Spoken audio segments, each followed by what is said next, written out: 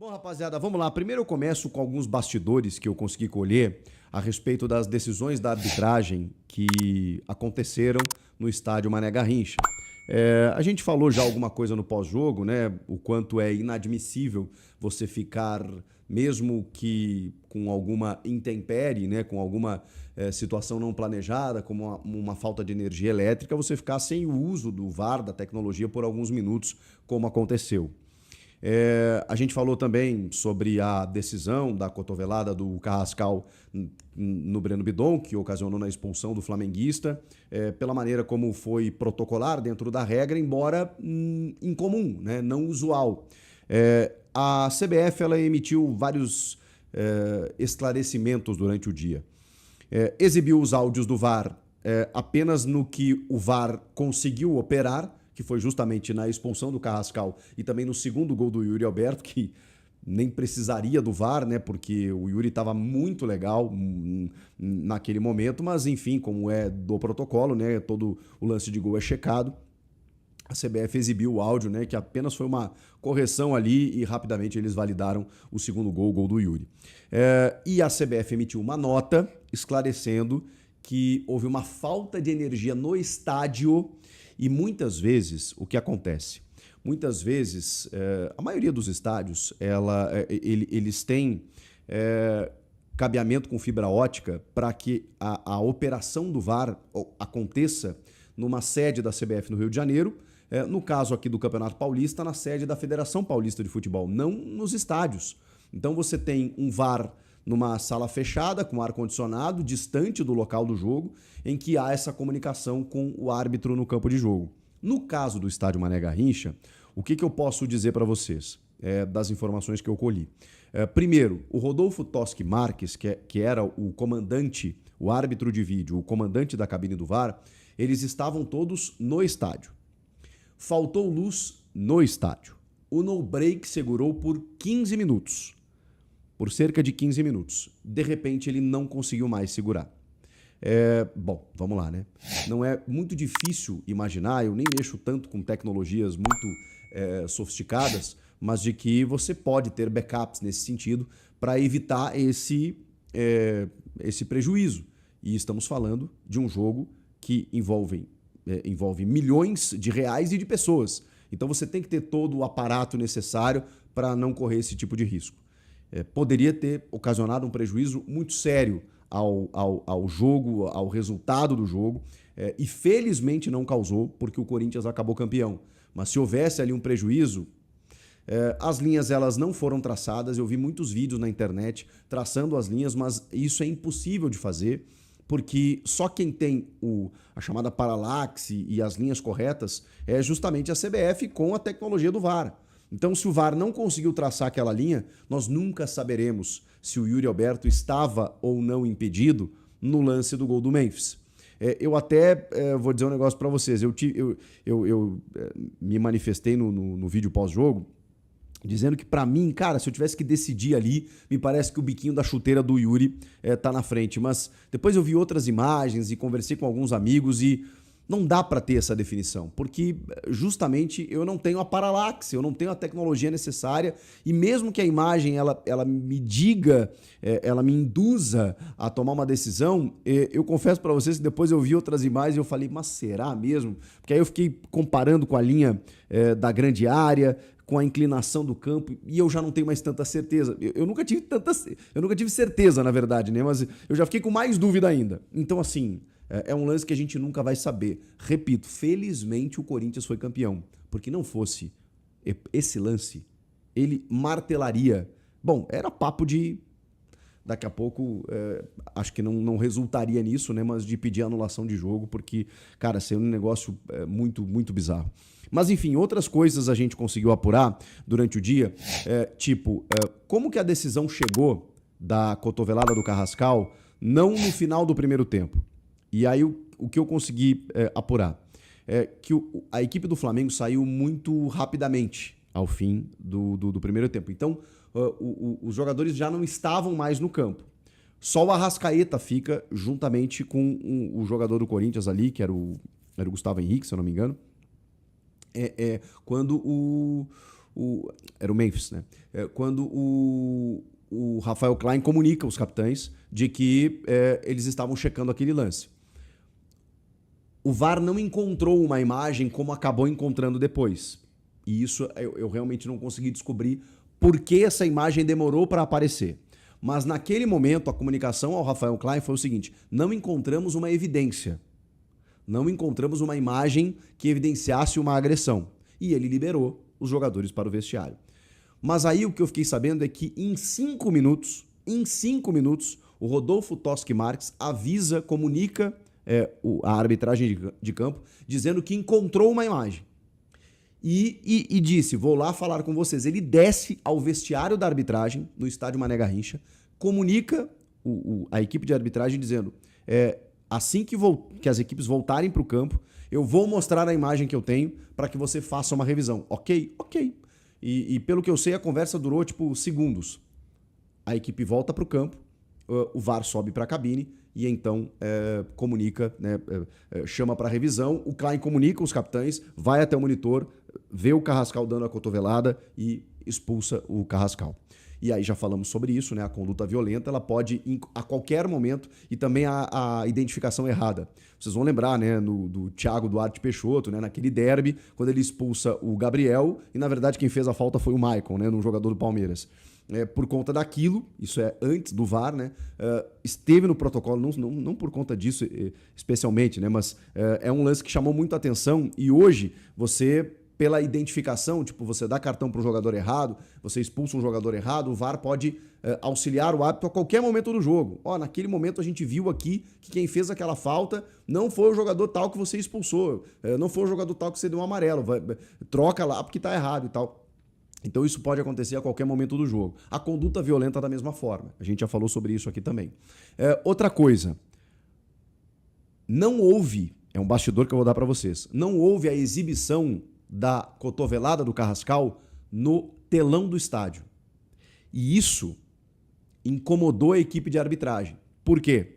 Porque gerou um tumulto desnecessário, primeiro pela demora do que aconteceu. O VAR não encontrou a cabine para o campo poder decidir, antes do intervalo, a expulsão do Carrascal. Precisou, tudo dentro da lei, mas precisou os times voltarem para o segundo tempo. E como a equipe de arbitragem estava certa de que estava tomando uma decisão correta, o que eles esperavam? Que o lance fosse exibido no telão. E não foi. Então, aí a minha leitura. Cara, se o lance é exibido no telão, todo mundo veria que o Carrascal realmente dá a cotovelada, né, joga o antebraço no rosto do Bidon, comete a agressão e seria naturalmente expulso. Como já deu o zum dos caras, que é uma coisa que não acontece sempre, né, deles voltarem para o segundo tempo, expulsar o jogador do Flamengo e não mostrar o que aconteceu no telão numa final de Supercopa, isso é outro erro que a CBF vai ter que corrigir.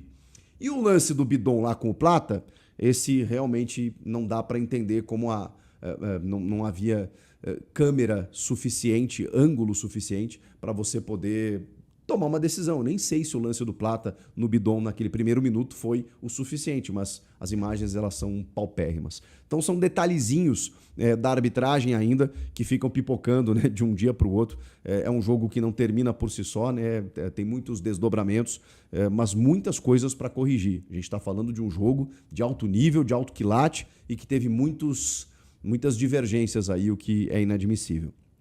Agora, falando sobre o campo, falando sobre coisas que faltaram ser ditas, ou pelo menos enfatizadas, depois da grande conquista do Corinthians sobre o Flamengo na Supercopa do Brasil, na Supercopa Rei.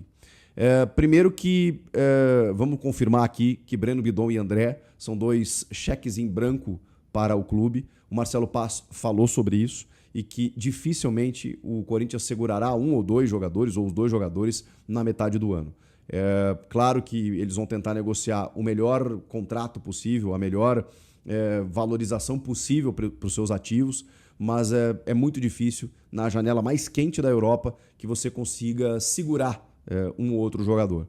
Tem uma questão de seleção, né? O Ancelotti estava no estádio, mas acho que o ciclo está muito finalizado, está muito 90% pronto, né? Muito difícil um nome que não tenha surgido ainda surgir agora. Todo mundo entende que o Breno Bidon em algum momento será um jogador de seleção. O André, a gente não sabe a sequência da carreira dele, mas tem potencial para isso, mas o Bidon está mais pronto. Mas acho que é muito em cima para a gente pensar numa Copa do Mundo agora. Penso que o Bidon ainda tem coisas a evoluir, mas ele está num crescimento muito rápido do final do ano passado para cá. O que o Bidon cresceu nas mãos do Dorival, assumindo a função de um meia armador, é um negócio de louco. Então, assim, tem muita coisa que pode ser aprimorada, mas eu tenho certeza que ele pode chegar na seleção. Não sei se agora.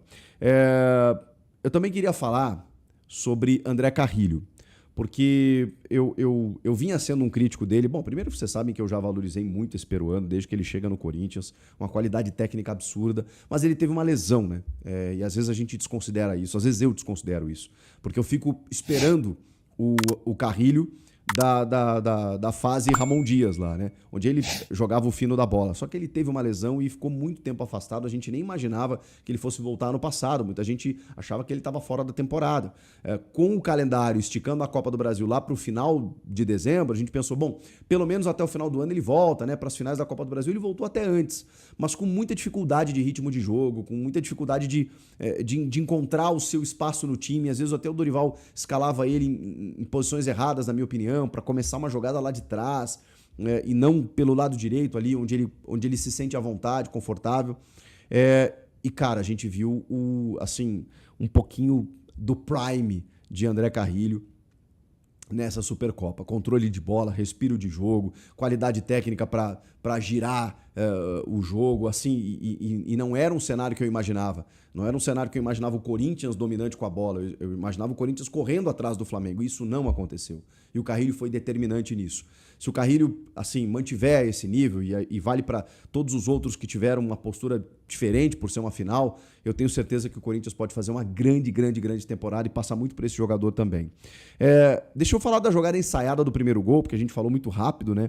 Do gol do Gabriel Paulista, que tem todo o aspecto emocional, pelo fato né, dele querer muito jogar no Corinthians, voltar da Europa para isso e tal, e até ser um titular improvável na final, porque o André Ramalho, enfim, era o titular com o Gustavo Henrique, de repente o Dorival apostou nele. Teve a questão da virose também, que eu nem citei no vídeo pós-jogo aqui, né, mas que atrapalhou muito os atletas. O Yuri é um fenômeno, né, por ter conseguido jogar 90 minutos com toda a dificuldade que teve. O Garro foi um dos afetados, entrou no segundo tempo, e talvez, né, o André Ramalho também tenha sentido isso.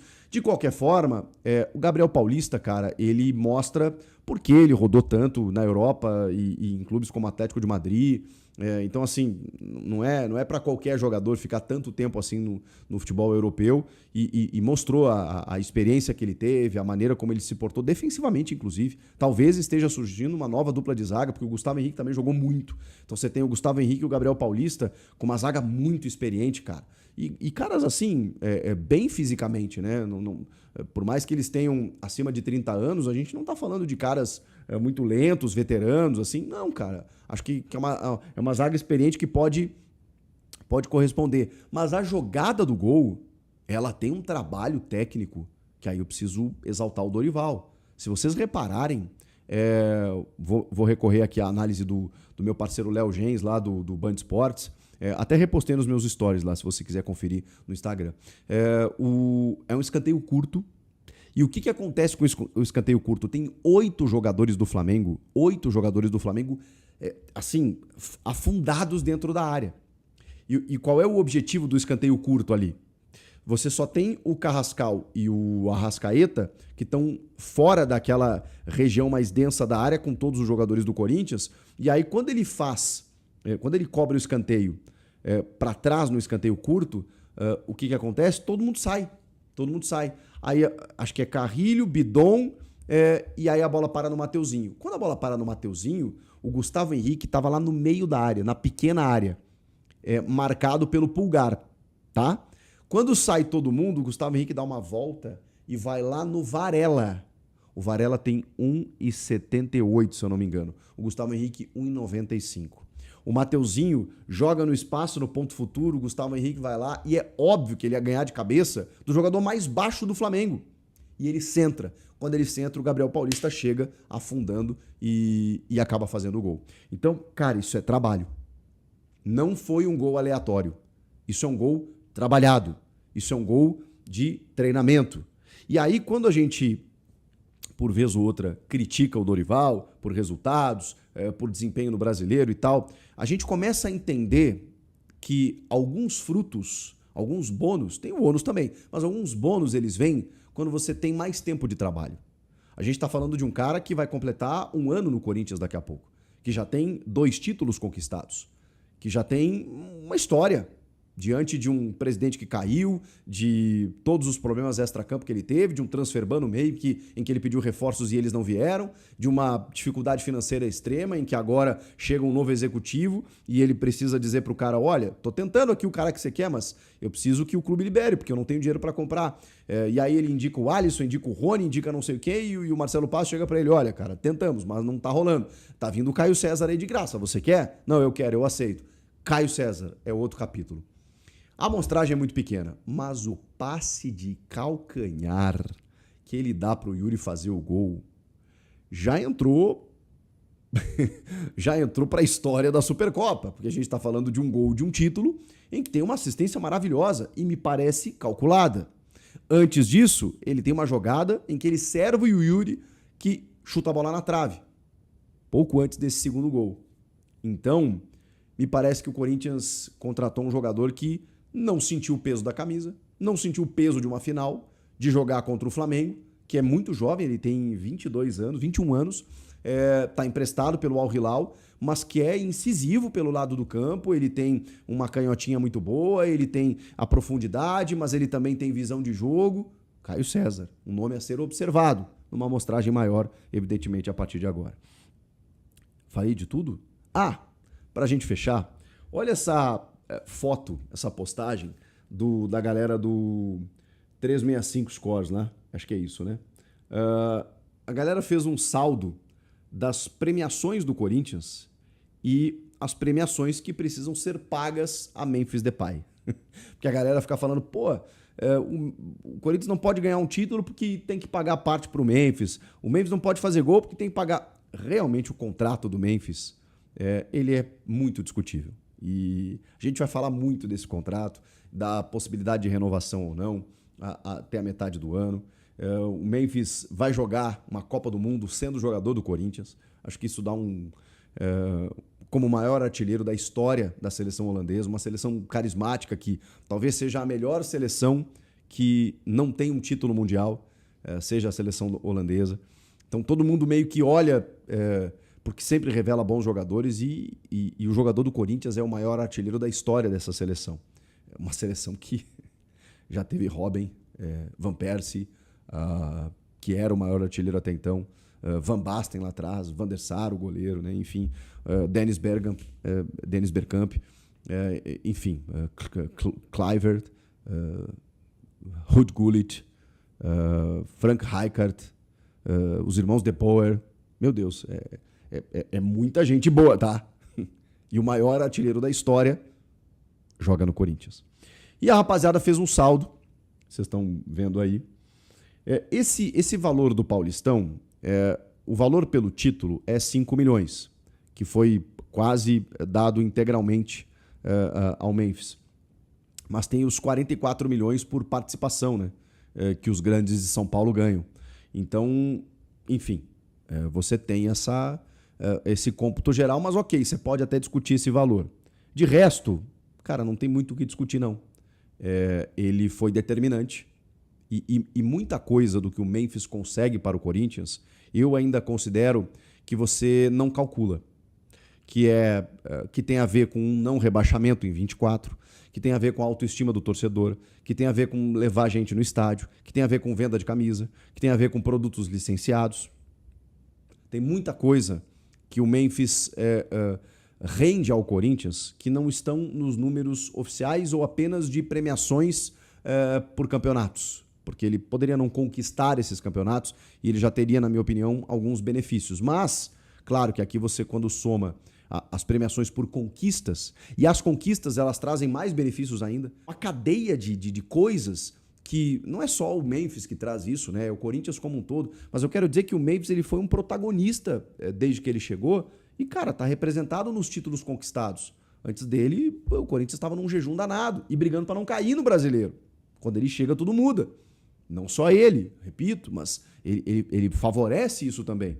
E aí, pô, olha que loucura, cara. 158 milhões de reais o Corinthians lucrou apenas em premiações de conquistas, com Paulista, Copa do Brasil e Supercopa.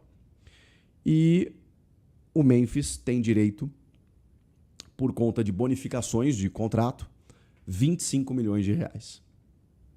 Cara, esse saldo aí é extremamente positivo. Eu sou um crítico do contrato, da maneira como foi feita, pelo momento que o Corinthians vive, mas eu desde sempre falei que ele meio que... É difícil dizer que ele se paga, né? Mas, cara, esses números não mentem, né? Esses números não... Eles nos mostram exatamente isso. De que às vezes é mais importante, talvez não nesses moldes, é isso que eu quero chegar. Talvez o contrato, como foi feito, tenha sido exagerado.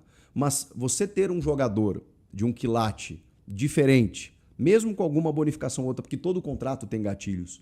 A questão é que o dele foi revelado, a questão é que realmente são valores altos. Mas se você traz um jogador, como o Grêmio trouxe o Luizito Soares, como o Palmeiras trouxe o Vitor Roque, o Flamengo agora o Paquetá, tô falando pelas cifras, né? Obviamente você tem gatilhos no contrato, por bonificações aqui ou ali. Se você ganha, cara... Porque esse foi o cálculo que eles fizeram com o contrato. Cara, se ele atingir esse número de gols, se ele for campeão, pô, tá valendo a pena. O grande problema é o entorno, né? Tudo que o Corinthians tem para pagar em outras esferas, né? Com empresários, com direitos de jogadores, por conta de gestões incompetentes e, para dizer o mínimo, que passaram pelo clube. Então, esse é o problema. O problema talvez não seja o Memphis e o contrato do Memphis. O problema seja todo o resto. E os jogadores... e outros contratos mal feitos de jogadores que sentaram no banco e causaram muito mais prejuízo. Não esse cara que está levantando taça atrás de taça e que está ganhando uma puta quantia, uma baita grana, mas também está rendendo isso ao clube. Esse assunto dá pano para manga e a gente vai falar sobre ele muito ainda, eu tenho certeza, até junho. E aí, o que vocês acharam disso tudo? Despejei um monte de informação, né? E também leituras, análises e coisas que faltaram ser ditas. Tem muita coisa pra gente falar ainda dessa Supercopa Rei. Comenta aqui. Eu tô sempre lendo vocês, hein? Obrigado pela moral. Já te inscreveu no canal? Então, obrigado. Deixa o like também. Eu volto na próxima. Tchau.